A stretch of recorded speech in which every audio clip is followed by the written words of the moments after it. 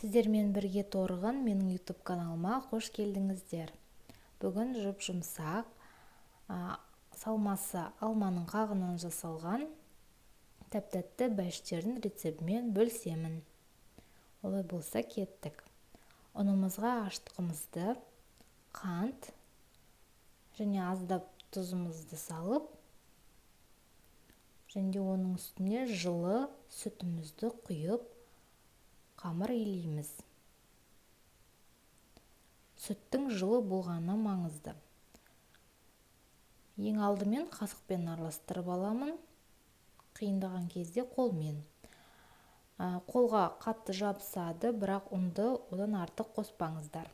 Одан кейін солай жылы жерге бетін орамалмен жауып қалдырамыз. 30-40 минуттай. Осылай көтеріледі біраз. Одан кейін көтерілген соң оған сары майды қосып, тағы да жақсылап араластырып, қайтадан 30 минутқа жылы жерге қалдырамыз. Міне салмасына компоттан қалған қағымызды осылай миксермен араластырып, немесе блендермен ұсақтап аламыз. Егер қант аз болса, қант қосып жіберіңіздер. Дәмін өздеріңіз көресіздер.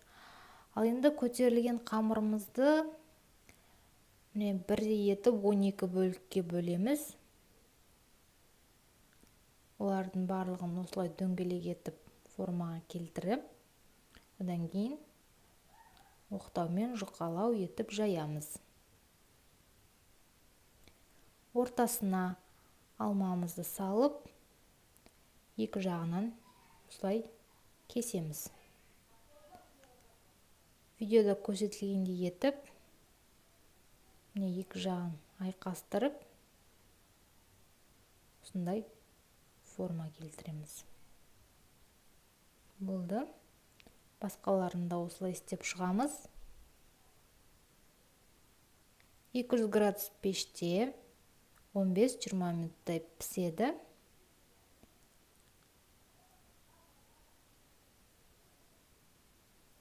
Ас болсын.